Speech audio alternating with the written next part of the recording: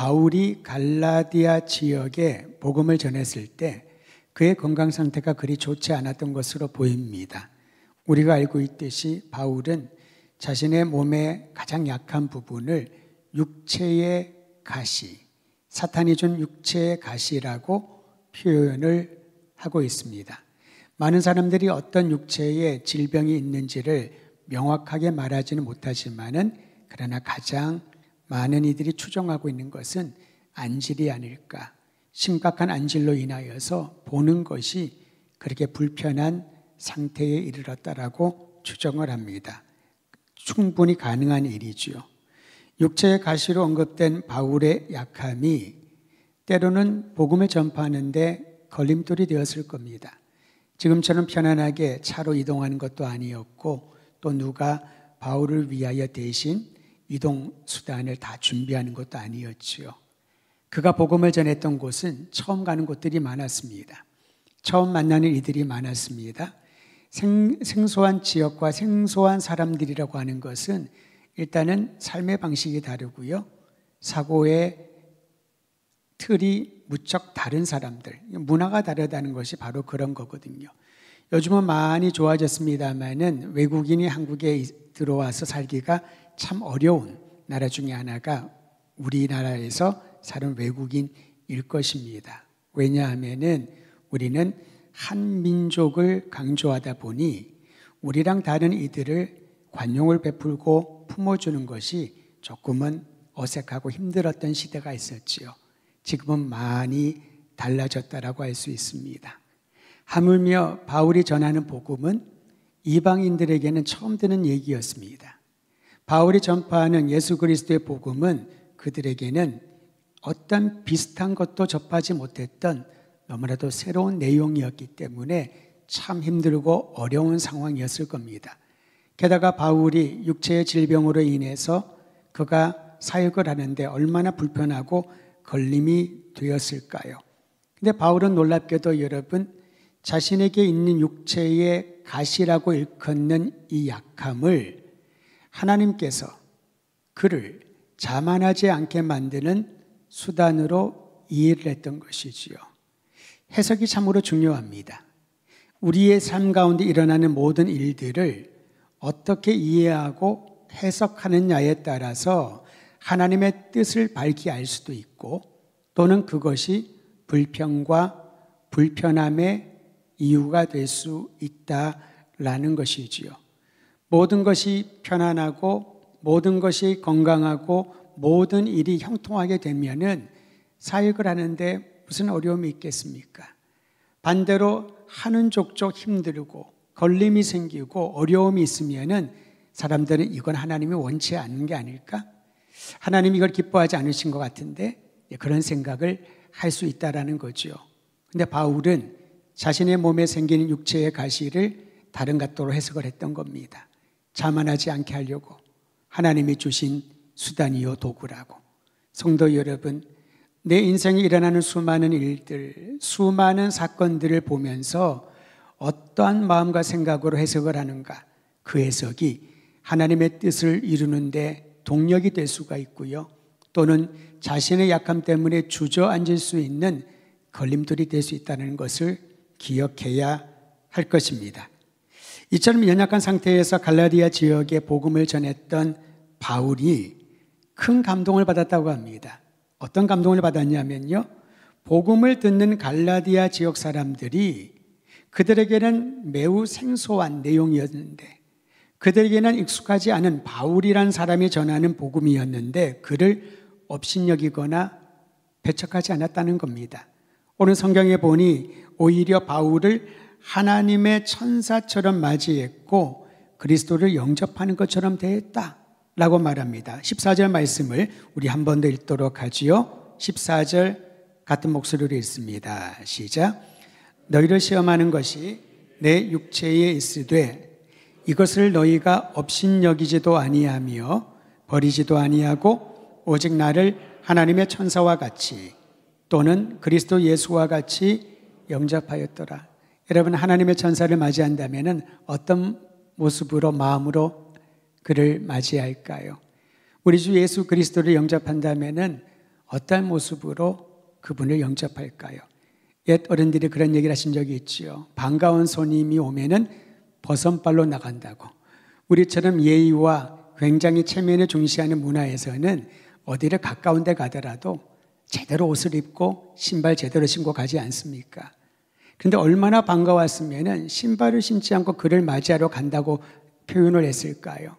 하나님의 천사가 우리를 찾아온다면, 우리 주 예수께서 우리의 문을 두드리고 찾아오신다면 얼마나 즐겁고 기쁜 마음으로 주님을 맞이했을까요? 바울이 그러한 경험을 했다라는 것입니다. 우리의 삶에도 적용할 부분이라고 봅니다. 우리는 반갑고 가까운 사람들에 대해서는 그렇게 표현하지만은 모두에게 그러한가? 곰곰이 생각해 보면 그렇지 않은 것 같습니다. 우리의 환영은 선택적인 것처럼 보여요.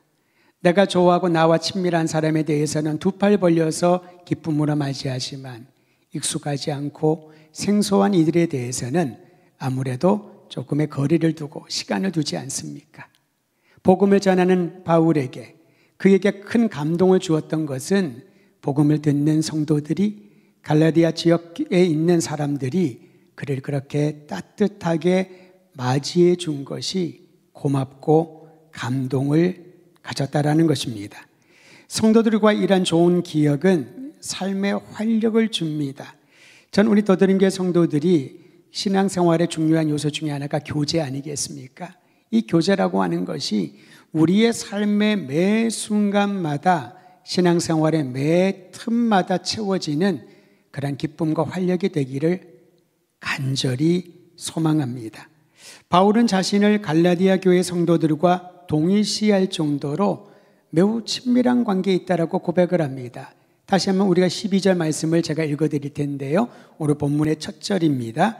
형제들아, 내가 너희와 같이 되었은즉 너희도 나와 같이 되기를 구하노라. 이렇게 말하고 있습니다. 내가 너희와 같이 되었은즉 너희도 나와 같이 되기를 원하노라. 너무나도 깊고 친밀한 관계를 묘사하지 않겠습니까? 여러분, 가까운 관계는 어떻게 우리가 설명할 수 있을까요? 이 사람이 내 마음이고 내 마음이 저 사람의 마음이라고. 이 사람이 뜻한 대로 하는 것, 그것이 내 뜻이고 내가 무엇을 하든지 이 사람은 있는 그대로를 받아줄 수 있는, 상대와 나를 동일시하는 친밀한 관계 아니겠습니까? 바울이 바로 갈라디아 교회 성도들에게 그러한 마음을 고백하고 있는 것이지요. 바울의 고된 사역에 큰 위로를 준 사람들이 갈라디아 지역 교회 성도들이었습니다. 바울을 위해서라면 무엇이든지 할 수 있는 그러한 사랑을 베풀었던 이들이 갈라디아 지역 교회 성도들이었습니다. 바울에게는 그들이 자랑거리요 참으로 소중한 열매였다라는 것을 오늘 말씀을 통하여 확인받습니다. 저는 우리 더드림교회 성도들이 한 사람 한 사람을 생각할 때마다 우리가 속한 소그룹과 우리가 속한 신앙 공동체 모두를 생각할 때마다 나의 자랑거리요, 나의 위로요, 나의 사랑이라는 것을 고백할 수 있게 되기를 소원하고 경험하기를 주의 이름으로 축원드립니다. 이처럼 갈라디아 교회에 대하여 아름다운 추억과 기억이 있는 바울에게 너무나도 큰 짐이 되는 소식이 들려왔습니다. 바울의 약함도 수용했던 교회, 믿음의 성장을 보였던 그들이 복음의 감격을 잃어버렸다라는 거죠. 그런 소식을 접합니다. 교회 공동체는 분명히 있는데 그 교회를 세운 복음의 능력, 그리스도 예수의 복음의 감격이 사라졌다는 거죠. 껍질만 남은 겁니다. 분명히 사람들은 모여 있고 모습은 교회인데 그 안에 역동적으로 역사하시는 성령의 임재와 열매가 보이지 않는다는 것이지요. 사도의 마음은 찢어지는 것처럼 고통스러울 겁니다. 복음의 감격을 잃어버린 대신에 유대주의자들의 가르침을 따라서 율법을 준수해야 된다고 하는 열정이 붐을 이루게 되었다는 겁니다. 율법주의 옷을 다시 찾아 입은 성도들의 삶은 메마르기 시작을 합니다. 지난 시간에 우리가 함께 말씀을 보았던 것처럼 율법은 하나님의 마음을 담은 내용이거든요. 그런데 그 율법을 주의가 되면, 즉 율법의 규정들을 철저하게 지켜야만 구원에 이룰 수 있다라고 하는 율법주의의 틀에 갇히기 시작을 하면 사람들의 감정이 메마르기 시작을 합니다. 눈물이 말라버리는 거죠. 오래전에 제가 홍콩에서 사역을 할 때에 가장 특이하게 여겼던 거는 찬양을 하고 기도를 하는데 하나님의 성령이 성도들의 마음을 움직이니까 눈물이 나오잖아요. 그런데 눈물을 흘리면 안 된다는 거예요. 왜 눈물을 흘리면 안 되냐고 그랬더니 눈물을 흘리면은 마치 은사주의적인 면들을 보여주기 때문에 홍콩에 있는 성도들은 눈물을 흘리지 않는다는 거예요. 근데 감당할 수 없는 감동과 은혜를 경험하고 눈물을 쏟으니까 옆에 있는 친구가 눈을 뜨고 보더니만 눈물을 흘리니까요. 휴지를 흐른 눈물이 떨어지기도 전에 딱 받쳐놓습니다. 그런 기이한 행동을 하는 거죠. 여러분, 우리가 은혜를 경험하면 마음에 감동이 있으면은 눈물은요, 그것을 표출하는 하나의 방식 아니겠습니까? 물론 눈물을 흘린다고 은혜가 있고 그렇지 않다고 은혜를 안 받은 건 아니지요. 그러나 우리 마음에 감동이 있으면요, 그 움직임이 표출이 되는 것입니다. 굉장히 기이한 경험이었습니다. 그래야지만 진정한 신앙인은 예배 때는 감정의 표출을 하지 않고 절제하는 것이 받았던 신앙의 훈련이었던 것이지요. 저에게는 개인적으로 큰 충격이었습니다. 하나님의 은혜를 받으면 하나님께서 우리의 마음을 만지시면은 부르짖고 기도하고 눈물을 흘리고 회개하고 때로는 대굴대굴 구르기도 하잖아요. 너무나도 그 감동과 또 본인의 죄를 회개할 때에. 근데 그런 표현 자체를 절제하는 겁니다. 대신에 어떤 규정에 의해서만 움직여야 되는 신앙생활. 거기에는 감동이란 단어도 감격스러움도 찾아보기 어려운 것이지요. 율법주의가 들어오면서 그들에게 가장 중요한 것은 율법의 준수 유무였던 겁니다. 내가 율법을 따라 살아가고 있는가? 율법의 옷을 입고 제대로 행보를 하고 있는가를 항상 신앙의 가늠대가 됐던 것입니다. 반면에 바울이 정했던 예수 그리스도의 복음은 우리의 죄를 깨닫게 하는 은혜의 복음이요, 죄를 자복하고 뉘우치는 이들에게 용서가 임한다는 하나님의 능력의 복음이요, 그리스도 예수를 믿으면 구원의 은총을 입는다는 놀라운 선물을 의미하는데 감동을 잃어버리고 메말라지기 시작했다라는 것입니다. 기쁨이 사라집니다. 감사가 없습니다. 그저 종교의 옷을 입은 또 다른 형태의 유대주의자들이 갈라디아 교회 안에서 보이기 시작을 합니다. 거기에 그치지 않았습니다. 이제 바울이 전한 복음을 대적하는 분위기까지 형성되었던 겁니다. 바울에 대한 비방을 합니다. 이간질을 합니다. 바울이 전한 그리스도 예수의 복음은 너무나도 가볍고 의미가 없다라고 사람들이 가르치기 시작을 합니다. 그러니까 한 사람 한 사람씩 바울이 없는 그 틈에 슬며시 들어온 유대주의자들의 가르침에 신앙이 약화되기 시작을 합니다. 그 소식을 들은 바울은 얼마나 고통스러웠을까요? 그러자 바울은 갈라디아 교회 성도들에게 한 가지 소망을 강조하고 또 강조하여서 강권하고 있습니다. 갈라디아서 4장 19절에 있는 말씀입니다. 오늘 주제 구절이기도 한데 여러분 한 목소리를 같이 읽도록 하겠습니다. 19절입니다. 시작. 나의 자녀들아, 다시 너희를 위하여 해산하는 수고를 하노니. 바울은 여기에서 갈라디아 교회 성도들을 이렇게 부릅니다. 나의 자녀들아 라고요. 이것이 성도 안에서 영적인 지도자와 성도 사이에 또는 성도와 성도 사이에 우리가 경험하고 하나님이 주신 놀라운 선물이라는 것이지요. 나의 자녀들아, 나의 형제들아, 나의 자매들아 라고 말하는 것입니다. 성도 여러분, 우리가 서로를 향하여 형제여 자매여 우리는 한 가족 공동체라고 말을 하고 있지 않습니까? 근데 진정한 공동체는 무엇을 뜻할까요? 진정한 영적인 가족은 무엇을 뜻할까요? 끊을 수가 없다라는 겁니다. 육적인 가족도 우리의 마음대로 끊을 수가 없잖아요. 아무리 화가 난다 하더라도 성을 바꿀 수가 있나요? 그 가족 관계가 깨어질 수가 있나요? 물론 관계가 안 좋아서 만나지 않는 사람들도 있습니다만은 법적으로 깨어뜨릴 수 없는 그런 관계가 육적인 혈연의 관계 아니겠습니까? 하물며 영적인 관계는 하나님이 맺어주신 관계인데 그 관계를 하나님이 맺어주셨는데 그것을 깨뜨린 것은 사람이 아니겠습니까? 이 부분을 우리는 깊이 생각해 보아야 할 것입니다. 바울은 갈라디아 교회 성도들이 어떠한 선한 행위를 했기 때문에 그들을 자녀로 입적시킨 게 아닙니다.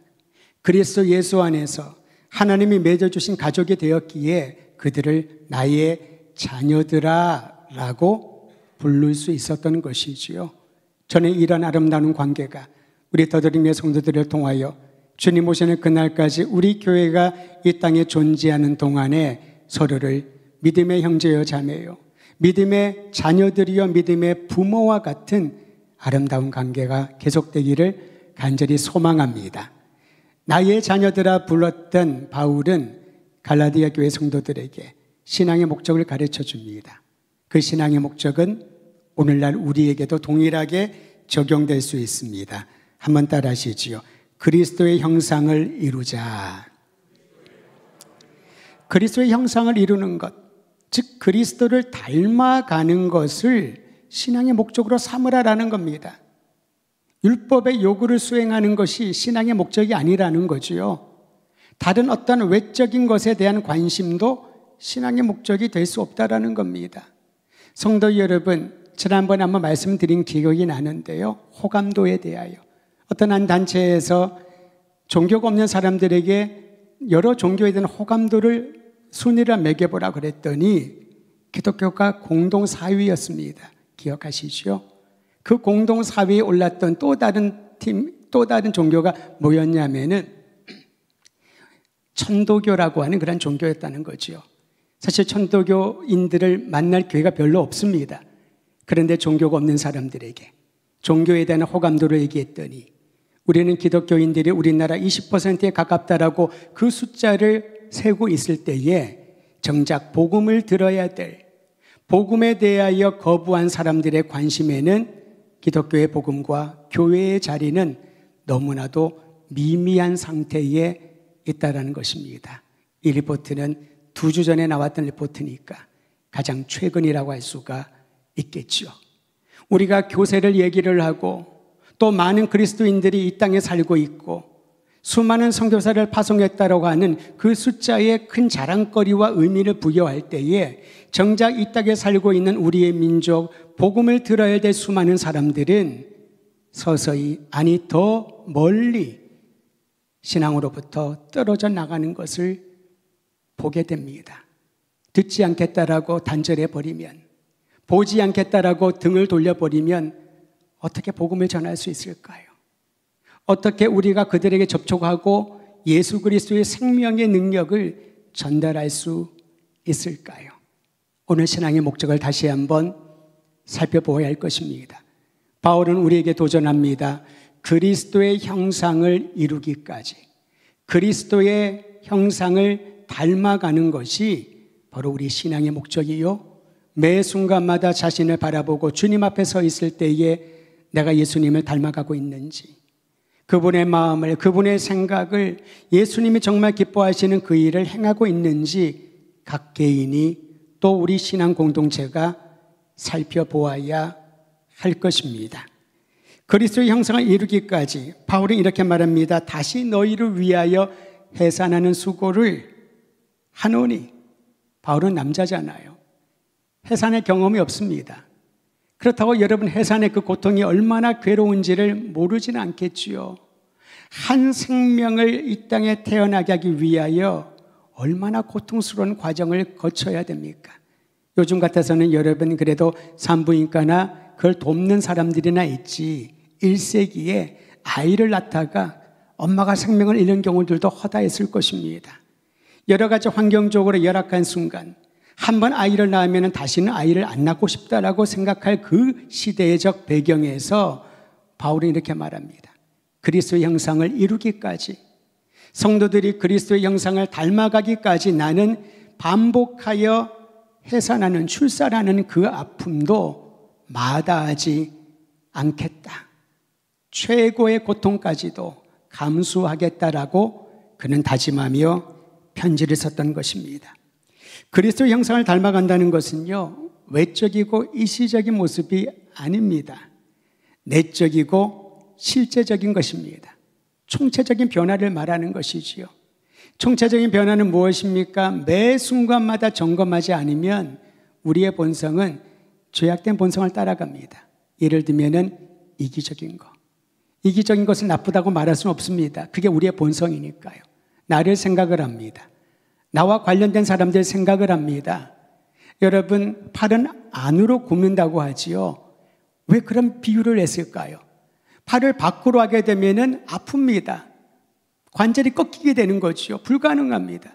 팔은 원래 안으로 굽게 되어 있습니다. 이건 너무 자연스러운 일이지요. 자기를 생각을 하고 나의 가족을 생각을 하고 나와 관련된 이들의 유익을 생각하는 것이 우리의 본성이라면 그리스도께서는 그 본성을 거스르는 길을 걸어가셨습니다. 우리를 살리기 위하여 아무 죄도 흠도 없으신 분이 십자가에 달려 잠잠히 그 고난의 잔을 그대로 다 받아 마시셨습니다. 우리를 살리기 위하여 예수께서는 몸이 찢기고 몸에 있는 모든 피와 물이 빠져나가는 고통을 친히 겪으셨습니다.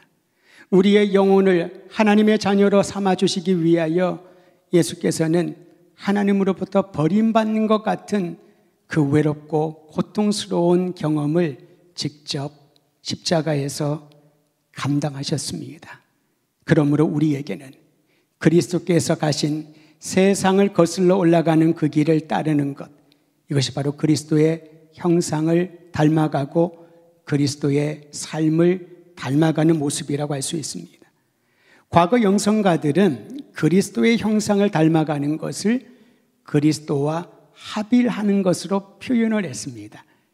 그리스도의 마음, 그리스도의 생각을 닮아가는 거지요. 그러기에 바울도 동일하게 이렇게 묘사했습니다.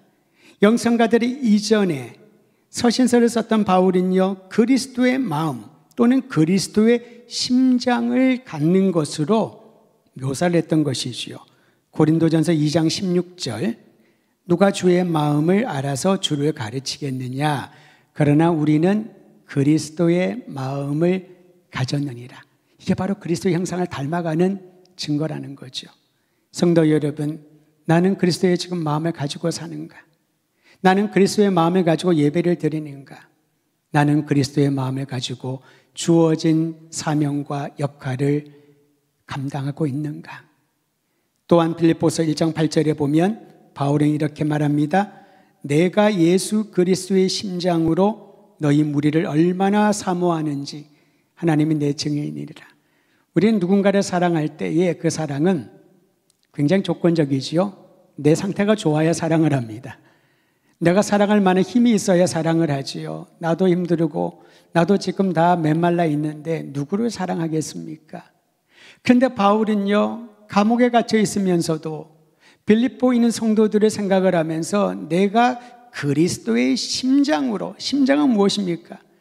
피를 순환시키고 피를 만들어낸 기능을 하지 않습니까? 심장이 멎으면 더 이상 살아있다고 할 수가 없는데 그리스도의 심장으로 내가 너희를 얼마나 사랑하는지 하나님이 내 증인이라 담대하게 고백할 수 있었던 것이죠.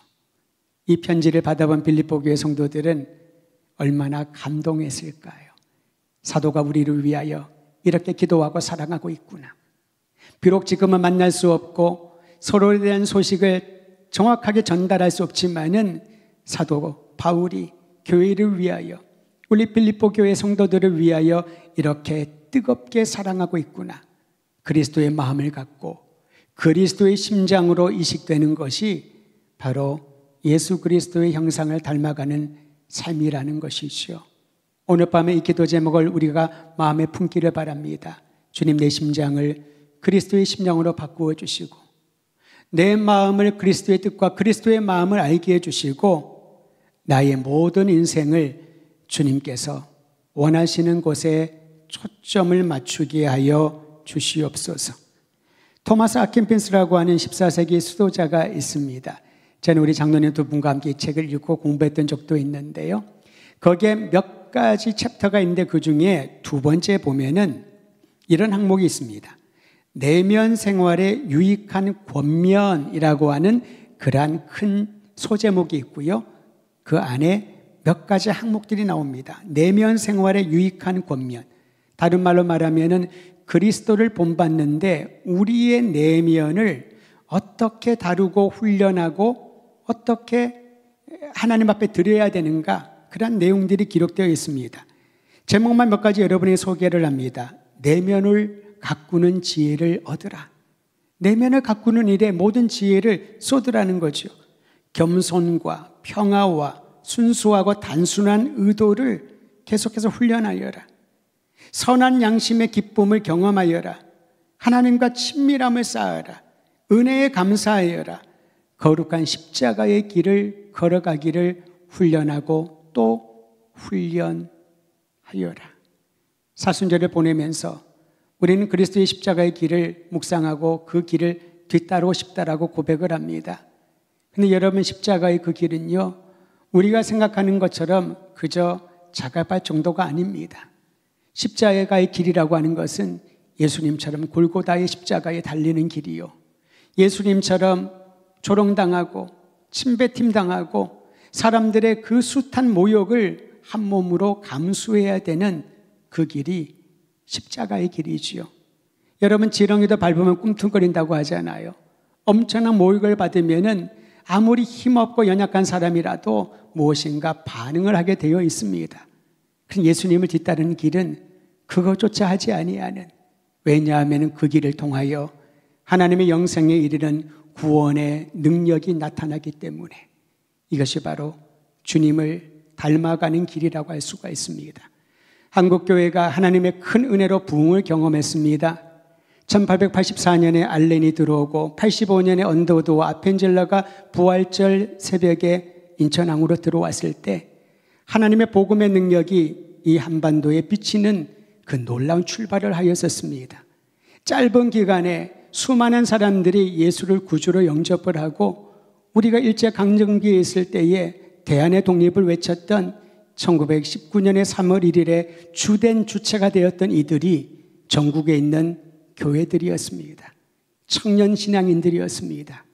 신앙의 경험이나 연륜 또는 신앙의 지식이나 배경 같은 경우에 너무나도 짧고 짧은 한국 교회였지만은 예수 그리스도의 복음을 받아들이고 난 이후에 주님이 걸어가신 십자가의 길, 순교자의 길, 나라와 민족을 살리기 위하여 자신의 목숨을 온전히 드렸던 그런 헌신이 있었기에 하나님이 우리에게 놀라운 부흥을 허락하여 주신 줄 믿습니다.